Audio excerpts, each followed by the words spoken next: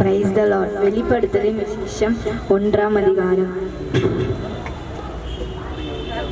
சீக்கிரத்தில் சம்பவிக்க வேண்டியவர்களை தம்முடைய ஊழியக்காரருக்கு காண்பிக்கும் பொருட்டு தேவன் இயேசு கிறிஸ்துக்கு ஒப்புவித்ததும் இவர் தம்முடைய தூதனை அனுப்பி தம்முடைய ஊழியக்காரன் ஆகிய யோவானுக்கு வெளிப்படுத்தினதுமான விசேஷம்.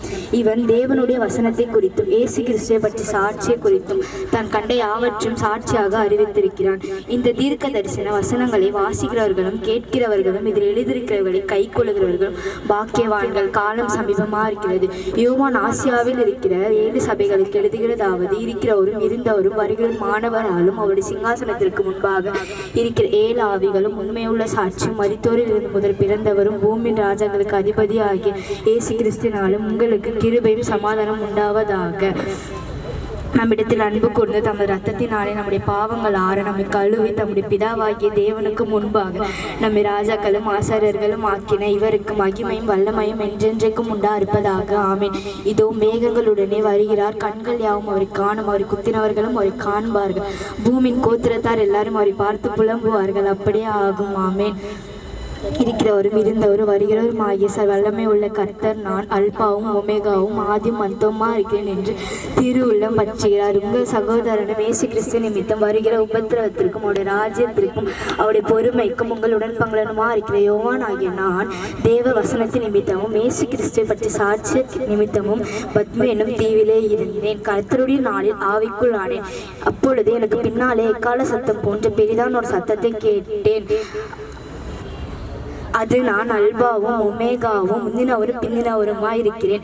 நீ காண்கிறது ஒரு புஸ்தகத்தில் எழுதி ஆசியாவில் இருக்கிற எபேசு, சிமின்னா, பேர்காமு, தியத்தீரா, சார்தை, பிலதெல்பியா, லவோதிகேயா என்னும் பட்டணங்களில் உள்ள 7 சபைகளுக்கு அனுப்பி என்று விளம்பினது.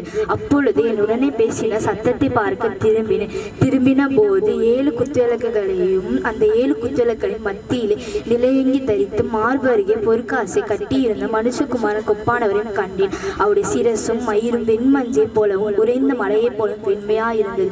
அவருடைய கண்கள் அக்னி ஜுவாலை போல் இருந்தது. அவருடைய பாதங்கள் உலைக்களத்தில் காய்ந்த பிரகாசமான வெண்கலாம் போல் இருந்தது. அவருடைய சத்தம் பெருவெள்ளத்தில் இறைச்சாலை போல் இருந்தது. அவருடைய முகம் வல்லமையை பிரகாசிக்கிற சூரியனை போல் இருந்தது. நான் அவரை கண்டபோது செத்தவனை போல் அவருடைய பாதத்தில் விழுந்தேன். அப்பொழுது அவருடைய வலது கரத்தை என் மேல் வைத்து என்னை நோக்கி, பயப்படாதே, நான் முந்தினவரும் பிந்தினவரும் உயிருள்ளவருமா இருக்கிறேன். மரித்தேன், ஆனாலும் இதோ சதா காலம் உயிரோடு இருக்கிறேன். ஆமே. நான் மரணத்திற்கும் பாதாளத்திற்கும் உடைய திறவுகோள்களை உடையவராயிருக்கிறேன்.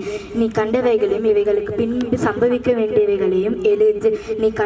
நீ என் வலது கரத்தில் கண்ட 7 நட்சத்திரங்களின் ரகசியத்தையும் 7 பொன் குத்தலுக்குகளின் ரகசியத்தையும் எழுது. அந்த 7 நட்சத்திரங்களும் 7 சபையும் தூதர்களாம். நீ கண்ட 7 குத்தலுக்களும் 7 சபைகளாம். ஆமென்.